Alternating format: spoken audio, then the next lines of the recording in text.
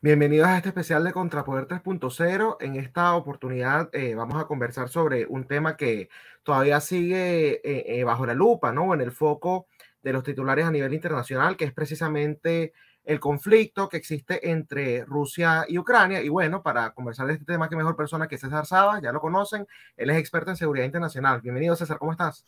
Muchas gracias, Esteban. Muchas gracias por la invitación. Es un placer estar con ustedes.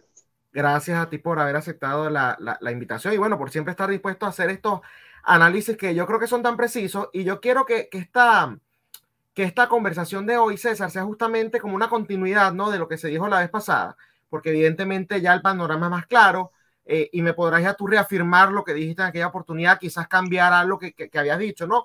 Pero voy a iniciar por lo más reciente, que es que Rusia aparentemente, ¿no? Se había comprometido a descalar la situación, ¿no? A desescalar la situación, quise decir, supuestamente iban a reducir el número de tropas que tenían presentes en la frontera. Y hay un reporte de la OTAN que dice que más bien lo están incrementando. Y entonces salió la administración de Biden y la propia OTAN cuando recién les habían prometido quitar tropas diciendo que estaban optimistas, ¿no? Pero ahora sale este reporte de la OTAN. ¿Qué es lo que está pasando? ¿Quién nos está mintiendo acá, César? Bueno, hay que esperar un poquito más para ver. Hay algo en la estrategia militar rusa que se llama la maskirovka. Y eso lo tienen de toda la vida. ¿Qué significa maskirovka? Engañar. Ellos utilizan mucho el engaño militar. Crean regimientos inexistentes, es decir, tanques inflables, por ejemplo, para que el enemigo se confunda y ataque eso. Muchas veces se retiran, anuncian en que se van a retirar y no se retiran, a veces atacan cuando no se pensaba, muchas veces hacen tácticas que parecieran ser erráticas y que todo el mundo cree que se equivocaron y después resultó que más bien esa era la estrategia.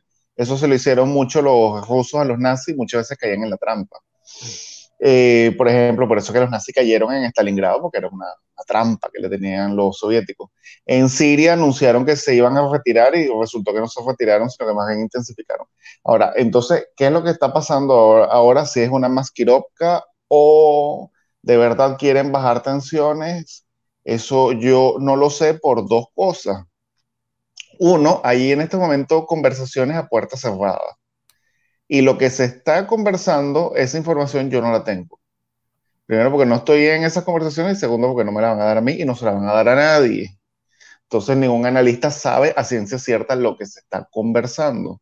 Nosotros lo que podemos es intuir en base a algunos datos que podemos ver aquí o allá, e imaginarnos qué es lo que se está dando. Y creo que las conversaciones a puerta cerrada van en dirección de los intereses rusos. Así que en este contexto, a los rusos sí les interesa bajar tensiones, desescalar. Y sí es probable que haya una retirada muy pequeña de efectivos no muy poderosos. Es decir, no vamos a ver retirada de tanques y de misiles hasta tanto los intereses rusos no se vean representados. ¿Por qué? Porque ya se está acabando el invierno. Rusia no puede invadir en primavera, en marzo, porque no puede invadir en primavera, y esto es muy importante que la gente sepa, porque lo que es Ucrania, Bielorrusia y Rusia es exactamente la misma tierra, el mismo suelo, exactamente el mismo suelo. Como que si dijéramos Varina y Apure, exactamente el mismo suelo, toda esa zona gigantesca. Y en primavera llueve y se da un fenómeno que se llama la Rasputitsa. Eso lo conocen muy bien rusos, ucranianos y bielorrusos. Es decir, llueve y el terreno se pone fangoso. Mm. Entonces los tanques se atascan. Putin lo sabe perfectamente porque él es ruso. Él sabe que en primavera invadir Ucrania con tanques, eso no se puede. Entonces él tiene que hacer algo ahora. Entonces no va a desmovilizar los tanques y los misiles y después las conversaciones no se llevan a cabo, él no las va a volver a traer porque eso toma su tiempo. Ya viene la primavera y perdió todo un año. Entonces ese es el detalle. Entonces, ¿qué es lo que sucede? Los occidentales quieren desescalar, ¿no? Porque ellos no se van a ir a una guerra por Ucrania, ya lo han dicho por todos los medios. Lo había advertido yo, pero después ellos me tomaron la palabra y lo dijeron. Es verdad. Bueno, los occidentales no se van a ir a una guerra con Ucrania, así que lo que les interesa es quitar las tropas rusas de Ucrania. Amenazaron con las sanciones y parece que la amenaza de las sanciones no tuvo ningún efecto. Entonces ahora van a unas negociaciones y quieren, bueno, parece que los rusos están, quieren desescalar, pareciera, pero yo quiero más, yo quiero que se desmovilicen todavía más. Entonces ahí viene como una especie de juego. Bueno, está bien, yo puedo ahora tal vez desactivo los misiles, pero quiero ver ahora algo mucho más sustancioso de que Ucrania no se va a integrar en la OTAN. Entonces ahora viene esta segunda fase, que es probable que hay una posibilidad de que esta fase no termine de realizarse si se termina el mes y Putin decida actuar en consecuencia. Ahí me surge otra duda, ¿no? Porque tú estás diciendo que si pudiera, bajo ese escenario, para que justamente a Ucrania no se meta en la OTAN, no, básicamente para hacer retroceder al enemigo de Rusia en este caso, poniéndose sus zapatos, ¿no? Ellos estarían dispuestos a desescalar también la situación. Pero me acuerdo que la vez pasada, César, tú me habías dicho que eventualmente, o sea, el fin de Rusia sí es hacerse con Ucrania, ¿no? Y si la OTAN y Occidente ya ha dejado claro que no se van a meter a defender militarmente Ucrania, ¿por qué igual entonces no invadir? O sea, al final, ¿qué pierde Rusia en no hacerlo ahora? No, lo que pasa es que, mira, la guerra en Ucrania es altamente impopular entre los mismos rusos. O sea, estas cosas importan en el mundo, en las relaciones internacionales, inclusive para los rusos que los vemos todos militaristas. Para un ruso no es lo mismo atacar Siria que atacar Ucrania. Claro. Incluso tú le dices a un ruso, mira, imagínate una guerra y se la imaginará contra Estados Unidos, algo así. Pero ellos nunca se van a imaginar matándose con ucranianos. Porque como yo lo dije en la primera entrevista que tuvimos, son siglos que tienen siendo un mismo país. Es decir, no es que es la Unión Soviética un momentico y después pum, cada quien para su lado. No, ellos tenían siglos siendo un mismo país. Nacieron juntos.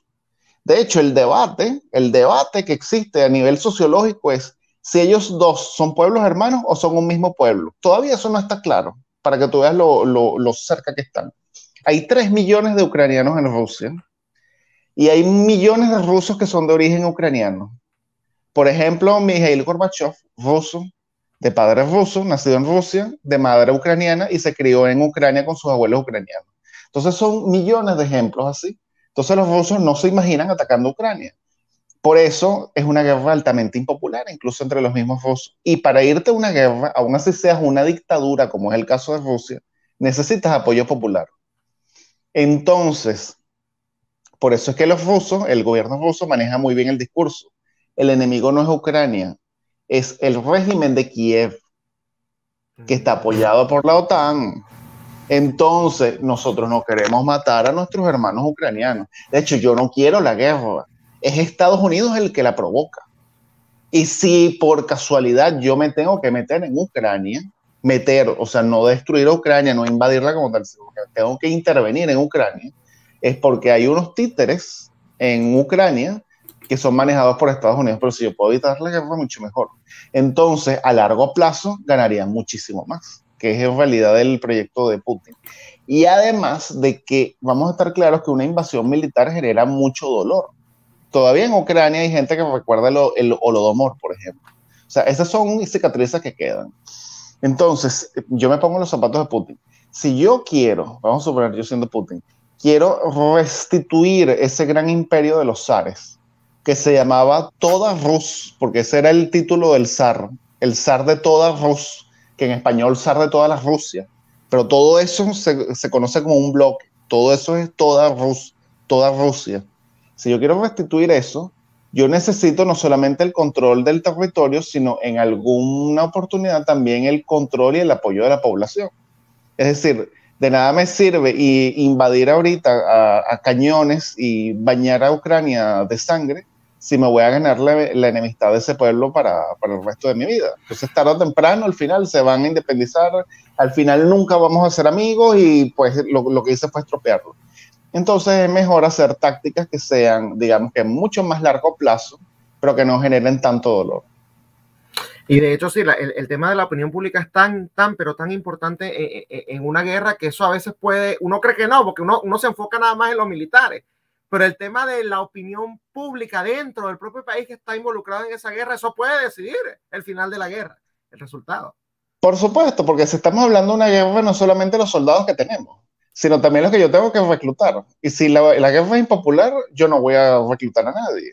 Aún así sea una dictadura. Inclusive, la misma dictadura totalitaria de Stalin tenía que llamar al canto patriótico de la defensa de la madre patria para que la gente se alistara al ejército para luchar contra los nazis, porque no todo era así por coacción, porque si no pelean, no pelean y pierdo la guerra. Y eso lo sabe Putin, y por eso se cuida muy bien también el discurso, porque cuando se hace una encuesta, aquí en Occidente tenemos la opinión, no, es que los ucranianos, ellos detestan a los rusos y quieren venir a Occidente. Cuando se hicieron la encuesta, nada más el 33% de los ucranianos respondió estar dispuesto a irse a las armas en contra de Rusia si Rusia invade.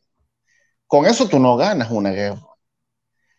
Ahora, si viniese un discurso agresivo, sí, vamos a invadir a Ucrania y va a haber sangre y todo, y nosotros nos vamos a imponer, bueno, ahí sí pues empieza a aumentar el sentimiento de gente que va a decir, ah, no, no, yo sí me voy a ir en contra de las armas con ellos. Pero Putin se cuida las espaldas para decir, no, pero es que el enemigo no son ustedes, mi problema es Estados Unidos, que de paso los quiere sacar a ustedes para que se vayan en contra de mí y no los van a defender en el momento indicado. Mira, son ellos mismos los que están diciendo que no los van a defender. Y eso es parte también, si vamos a suponer que Rusia no se está retirando, sino que está haciendo la masquirovka. Si eso es así, Estados Unidos le está haciendo el juego total, porque ya ha dado varias alarmas de invasión a Ucrania. Bueno, hoy supuestamente era la invasión a Ucrania. Ajá. Hoy. Entonces, están quedando mal, ya nadie está creyendo en los informes de inteligencia de Estados Unidos. Y si yo a ti te quiero agarrar desprevenido, me interesa que tú creas que yo no te voy a atacar y me interesa que tú no confíes en tu propio sistema de inteligencia. Entonces, la próxima, vamos a suponer que el proyecto ruso sí es invadir en algún momento de forma desprevenida. Cuando la CIA le diga a Ucrania, mira, es hoy o es mañana la invasión, no se lo van a creer. Entonces van a estar desprevenidos. Es decir, la administración Biden pareciera que está trabajando para el gobierno ruso. Es así, y de hecho eso era lo que te iba a preguntar, pero bueno, ya lo contestaste porque evidentemente es un fiasco, o sea, el tema de la inteligencia, eso te lo iba a preguntar, ¿qué pasó con la invasión hoy? Pero bueno, fíjate que yo estaba leyendo, ¿no? Y de hecho vi que también lo compartiste en tus redes sociales, César, el tema de que hubo una marcha, ¿no? Una movilización en Ucrania en contra de Rusia. Nosotros de este lado, y de hecho yo era uno, te lo confieso, hasta que conversé contigo la vez pasada, que creía que los ucranianos, bueno, eran todos antirrusos, porque Putin, o sea, ¿quién va a querer a Putin, no? Por sobre Occidente, que somos el lado libre del mundo, ¿no? Sin embargo, en esta marcha antirrusa, justamente, hubo nada más 5.000 asistentes en un país de 44 millones de personas, creo que es lo que tienen, 40 millones, lo que sea que tengan. Bueno, ¿qué lectura le das tú a esto? Porque evidentemente el hecho de que tan pocas personas hayan expresado su rechazo a Rusia, yo creo que nos tiene que mandar un mensaje bastante claro a Occidente, ¿no? Entonces, ¿qué lectura le das tú a esa marcha? Mira, en Ucrania hay mucha gente que puede ser anti-Putin y no necesariamente ser anti-ruso. Te pongo un ejemplo. Hay muchos venezolanos que están en Colombia y se casan con colombianos y van a tener hijos. Ellos a lo mejor serán anti-maduros, pero eso no los hace anti-venezolanos. Claro. Y eso hay que separarlo muy bien. Y eso no lo está haciendo Occidente. Entonces, cuando nosotros decimos, vamos a personificar la figura vamos a personificar Rusia en Putin, es algo muy peligroso. Yo conocí en el año 2015, justo un año después del Euromaidán, en Estados Unidos, a la esposa de quien era jefe de mi tío allá en Estados Unidos, y hicimos una barbacoa. Me habían dicho, su esposa es rusa. Y yo dije, bueno, voy a hablar sobre lo que es su opinión que tiene y tal. Bueno, resultó que la señora es de Ucrania. Lo que pasa es que habla es ruso. Y la señora no le gustaba para nada a Putin. Pero entonces yo le pregunté, entonces usted está en contra de lo que está haciendo Putin en Ucrania. Bueno, ahí sí no, yo no tanto, porque es que mi familia también es rusa. Yo nací en Ucrania, soy mitad ucraniana, mitad rusa, y pues no quiero que me separen así como así. Y eso lo tienen que entender mucha gente, porque no todo es el dinero, no todo el mundo quiere entrar en la Unión Europea como tal. Es decir, que ese país, Ucrania y Rusia, fueron un único país hasta hace muy poco. Eran un único país y esa frontera no existía. Eso quiere decir que tú veías a la aldea de allá, de enfrente, donde ni siquiera había una quebrada que te dividiese, y tú ibas a hablar con la gente y a lo mejor te enamorabas, te quedabas y las familias se iban disgregando. Viene un día el fin de la Unión Soviética y hacen una frontera. Entonces tú tienes a tus primos en el área rusa y tú estás en el área ucraniana, pero no son países enemigos. O sea, simplemente presenta un pasaporte y pasa la frontera y punto. De repente un día se hacen enemigos porque toman el poder a la fuerza en Kiev y digamos que hay la separación. Entonces que tú le digas a esa gente, mira, tú no veas a tu mamá ya en Rusia para que vamos a prepararnos por el euro, no, pero es que son cosas más importantes. No los puedes separar como tal. Y eso, mucha gente en Ucrania, sobre todo la del este, no está dispuesta a hacerlo. Y en parte porque, mira, los opositores a los partidos prorrusos en Ucrania tampoco es que son mejores. Cuando yo te había puesto el ejemplo de la oposición en Venezuela y que muchas veces todos son corruptos, te voy a decir, mira, Ucrania es tan, pero tan rusa, que tiene los mismos problemas de Rusia. Cuando se acabó la Unión Soviética, tú ves que los países bálticos, por ejemplo, tomaron una vía. Rusia, y ese es parte de sus problemas económicos, tuvo otra y le dio su economía a unos oligarcas, una economía completamente mercantilista, que a la vez todos eran amigos del Estado. Ucrania hizo exactamente lo mismo, porque tienen la misma mentalidad. Y entonces los partidos políticos lo que quieren es llegar al poder para robar. Y eso es lo que han hecho, y los ucranianos lo saben. De hecho, si vemos unas encuestas, el gobierno actual de Ucrania es sumamente impopular porque la gente sabe que se han robado toda la plata. Desde el 2014 hasta ahora, y todavía Estados Unidos me dice que Kiev caería en 48 horas, bueno, ¿y a dónde se fue toda esa ayuda militar? Lo mismo que pasó en Afganistán, se la robaron, y los ucranianos lo saben. Pero la diferencia, la única diferencia entre Ucrania y Rusia es Siberia. Porque los rusos son altamente corruptos, pero tienen todos los recursos de Siberia. Entonces, por eso siguen siendo un estado rico. Ucrania ni siquiera tiene eso. Entonces, cuando Ucrania ha tenido un gobierno prorruso, ¿qué hacen los rusos? Les regalan el gas. No, se lo vendemos a todos, pero ustedes, como ustedes son así como nosotros, se lo regalamos. Entonces la economía crecía un poquito, porque a pesar de la corrupción, el gas era regalado. Ahora que son enemigos, pues no les regalan el gas, lo tienen que pagar, pero siguen siendo igual de corruptos. Entonces, conclusión, no les llega dinero por ninguna parte. Entonces, ¿por qué dije todo esto? Porque sí, Ucrania no es como nos la pintaron en Occidente. Es un pueblo muy distinto a los rusos, que no es así, y que son todos antirrusos y todos se quieren venir a la Unión Europea. Si eso fuera así, el gobierno que estuvo antes del Euromaidán, que era abiertamente prorruso y ganó las elecciones abiertamente prorruso, no hubiese ganado las elecciones. Entonces, tampoco es que yo puedo decir que toda Ucrania es prorrusa, pero al yo decir, porque a mí me gusta la Unión Europea, porque yo soy europeo, y porque me gusta el euro, porque me gusta, decir, no, que todo el mundo quiere venirse a la Unión Europea y el que quiere estar con Rusia, pues no es ucraniano, eso para mí me parece un abuso. Eso es un abuso y entonces eso trae consecuencias. Las consecuencias es lo que estamos viendo. No, y es un abuso y además, César, o sea, afianza, digamos, esa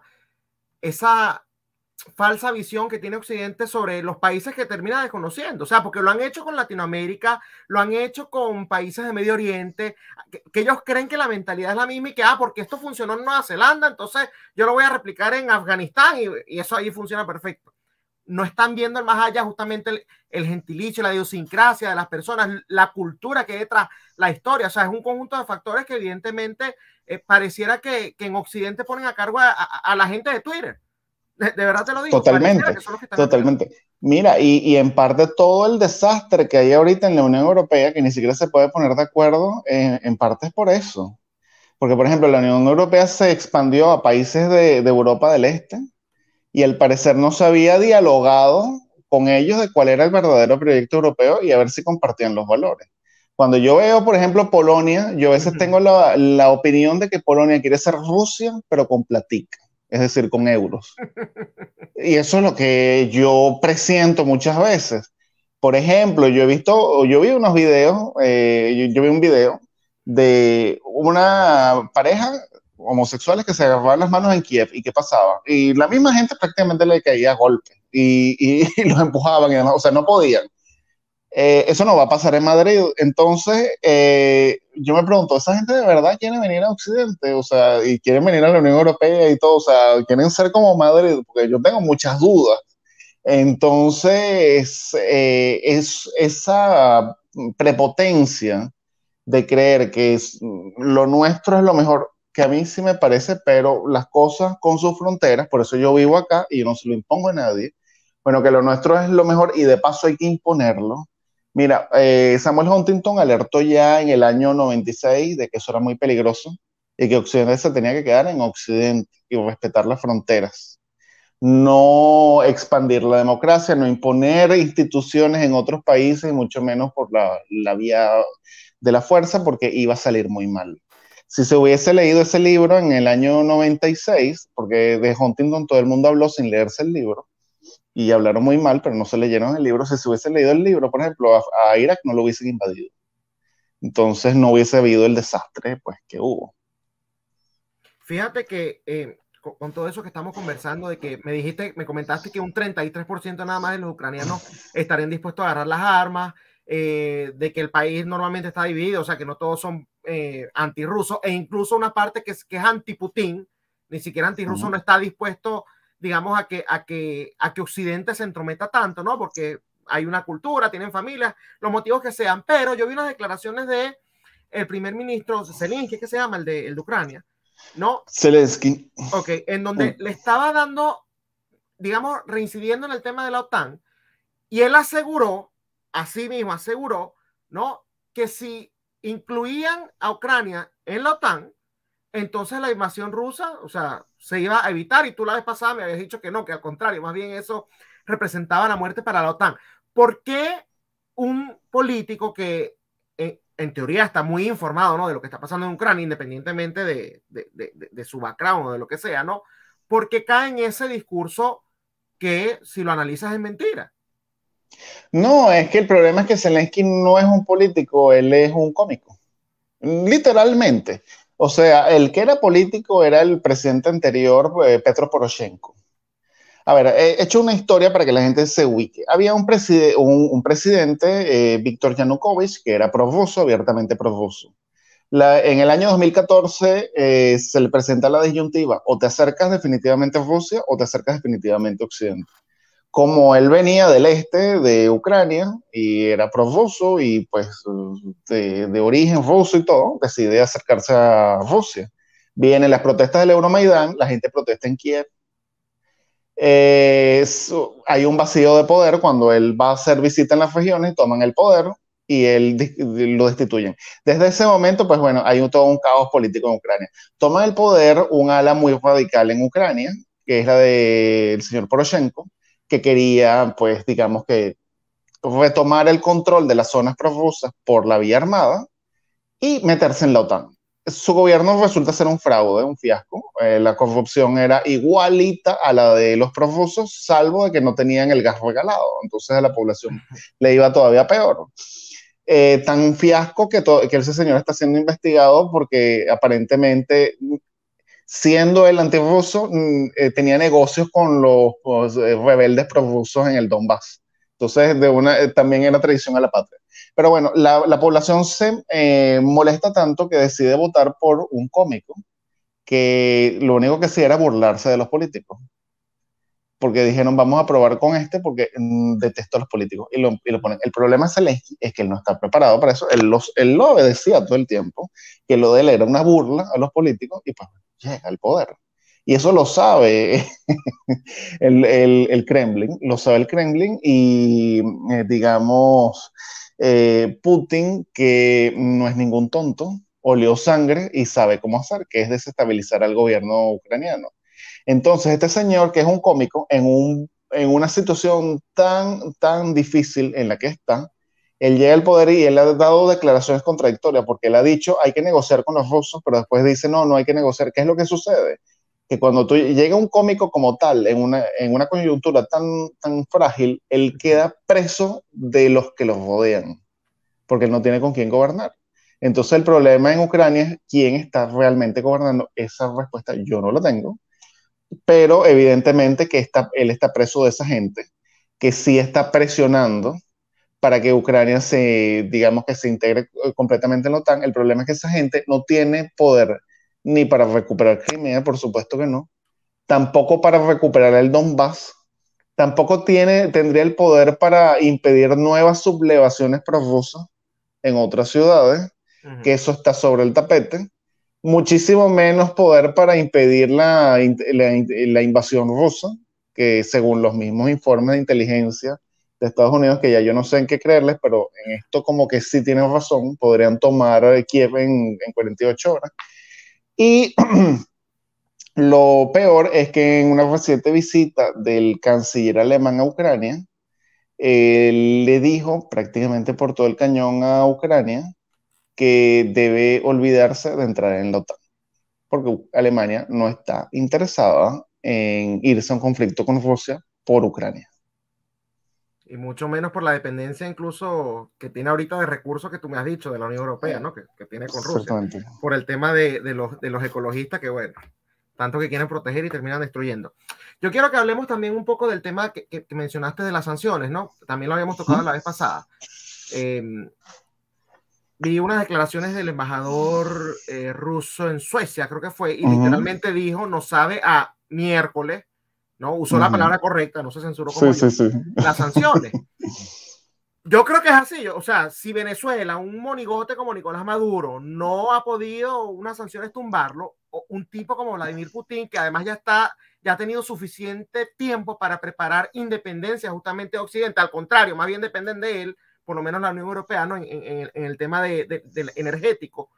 ¿Por qué Estados Unidos insiste, ¿no? en utilizar el tema de las sanciones como si esa fuese, bueno, el salvavidas? No, no te preocupes, Ucrania, que los vamos a sancionar fuertemente. ¿Por qué insistir en eso, César?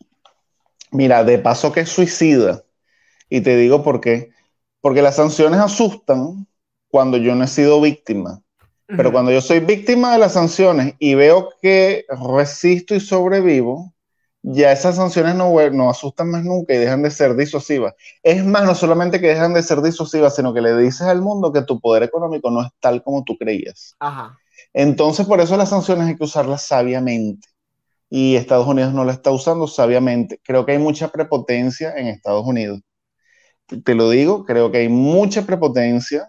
Creo que Estados Unidos ve el mundo todavía desde su óptica y cree que el mundo se circunscribe a girar en torno a Estados Unidos. En parte ese es su complejo de isla. Y ese es un problema que tiene el mundo, porque el mundo tú puedes hacer el mapa, depende de cómo tú quieras. Tú hasta puedes hacer un mapa poniendo la Antártida en el centro. Estados Unidos hace el mundo poniendo a Estados Unidos en el centro y se lo ha creído. Y el mundo ha cambiado y no lo han entendido. Pero yo creo que ya es hora de que lo vayan entendiendo, porque si no pudieron, como tú dices, sacar con sanciones económicas a un régimen bananero como el de Venezuela, muchísimo menos van a poderlo hacer con los rusos. Y de hecho, peor aún, que no solamente que amenaza con las sanciones, sino que dices cuáles van a ser como para que ellos se preparen. Y una de esas amenazas es sacar a la banca rusa del sistema SWIFT. Mira, a diferencia del loco Chávez, y esto es algo que yo quiero dejar claro porque hay gente que me va a escuchar, y eso sobre todo lo tenemos los venezolanos que somos muy pasionales. Sí. Hay gente que me va a escuchar y va a decir, ay, no, pero este señor es pro Putin.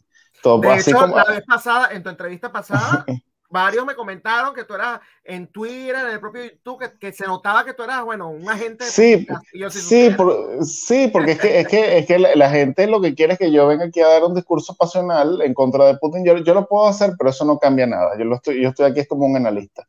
Así como, y hago una referencia, lo pueden buscar, hubo un analista que se llamó Alberto Garrido, que él hablaba del tema de Chávez y él decía que pues con cacerolazos y con bailoterapias ni nada de eso, ni con elecciones se iba a salir del chavismo. Mucha gente creyó que él era chavista, pagado.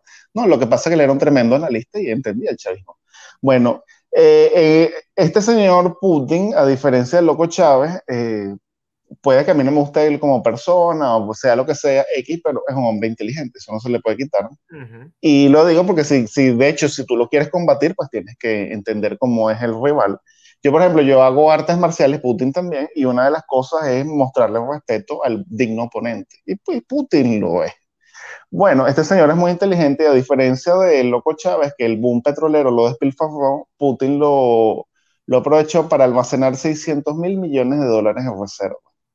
Entonces, cuando le apliques las sanciones a la banca rusa, sacándola del sistema Switch, eso va a repercutir, por supuesto, pero no es que los rusos van a pasar hambre.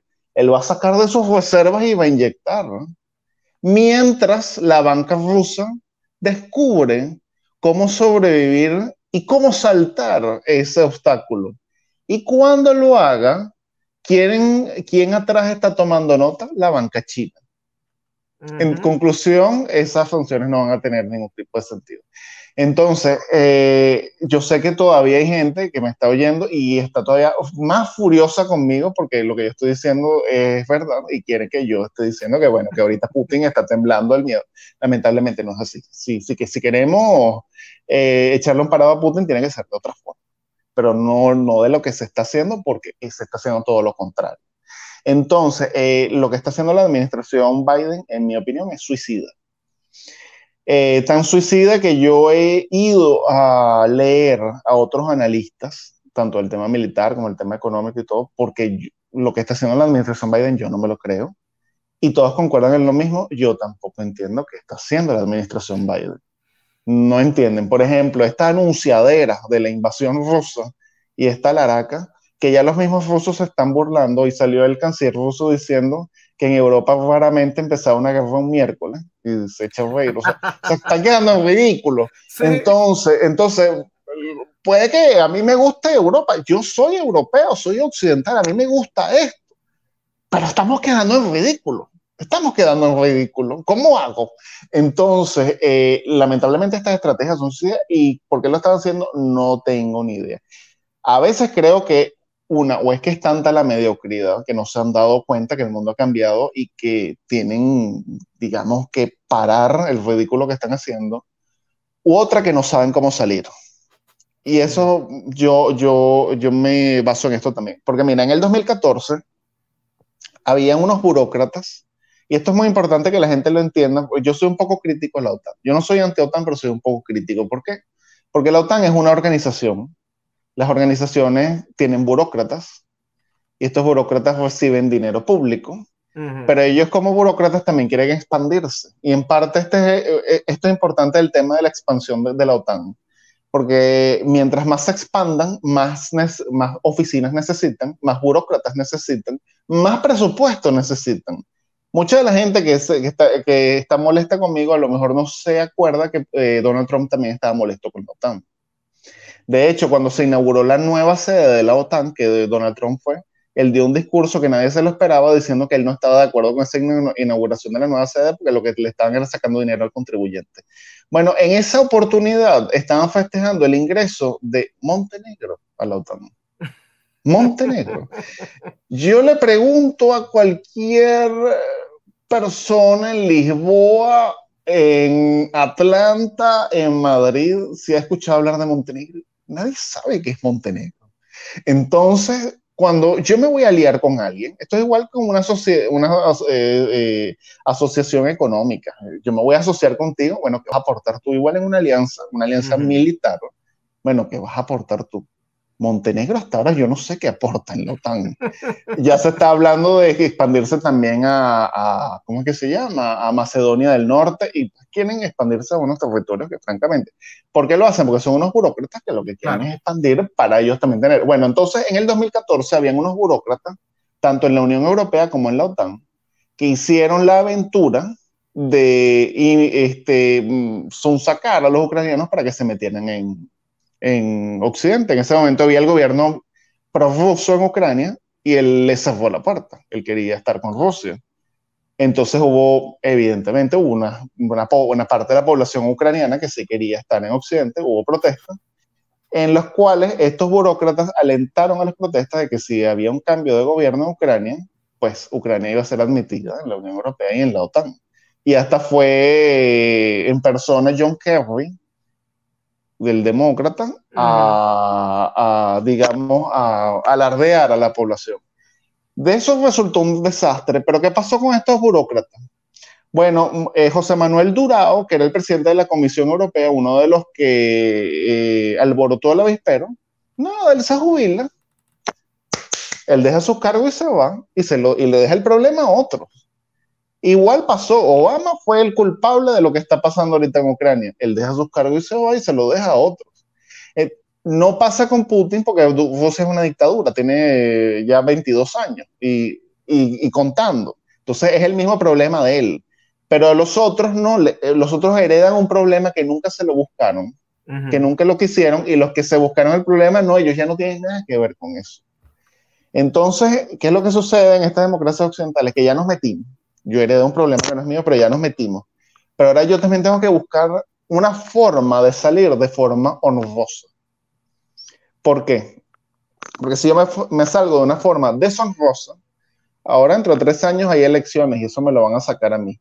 Y yo no voy a poder decir, no, pero es que la culpa fue de aquel burócrata desgraciado que alborotó el avispero y se fue. No, fue culpa mía porque yo fui el que se salió de una forma deshonrosa.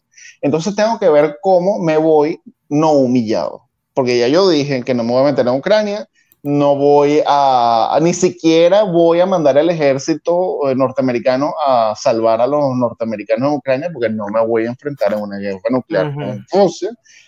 Pero de alguna forma tengo que presionar para que en las negociaciones, si hay negociaciones y de verdad van, de alguna forma yo pueda lavar mi imagen ante el electorado norteamericano. Entonces llegar a una negociación en la cual Ucrania, ok, no se va a meter en la OTAN, pero que tampoco sea una victoria, por lo menos a nivel de opinión pública, tan total para Putin, para yo por lo menos salvar mi imagen y ver si repito en las próximas elecciones y no quedar tan mal. Entonces, yo creo que por ahí digamos que van los tiros. Claro, no saben cómo salirse. Y César, sí, para ir finalizando el tema que me comentaste la vez pasada, ¿no? De cómo dos potencias no pueden coexistir, y me has dicho que Rusia y China no es que se la llevan tampoco tan bien, pero yo sí he visto un acercamiento entre ellos dos. O sea, de hecho, hace poco tuvieron hasta una reunión, están allí maquinando. ¿Qué nos puedes decir tú sobre este acercamiento? O sea, ¿cuál es el trasfondo de ello? ¿Con qué motivo lo hacen? ¿Y realmente puede ser duradero, tomando en cuenta lo que habías dicho de que dos potencias juntas no se la llevan bien? Lo que pasa es que los chinos están encantados con lo que está pasando. Y por eso es que han endurecido su discurso a favor de los rusos. Los chinos están incitando a Rusia que invada. De hecho, le están incitando por todos los medios. Prácticamente le están diciendo, invada y no te preocupes por las sanciones porque aquí yo vengo con el billete y te inyecto en tu economía. Dale, vamos. Están haciéndole baja a los rusos. Y eso no lo han entendido en Estados Unidos. Porque, como yo lo dije en la primera entrevista, si hay una guerra, no, o sea, no es que se invade y hay sanciones, no es que si hubiese una guerra entre Occidente y Rusia por Ucrania, China invade a Taiwán y se queda con todo el Asia Pacífico. Eso lo saben los chinos, que son también muy inteligentes y son muy preparados y tienen los ojos mucho más abiertos de lo que creemos. Por eso es que están haciendo lo que están haciendo. Discúlpenme, señores antichinos, si les molesta, pero es la realidad. O sea, tenemos que aceptarla. Entonces los chinos están encantados con esto. Ahora, ¿qué sucede? Esto es un tablero, digamos, geopolítico muy importante.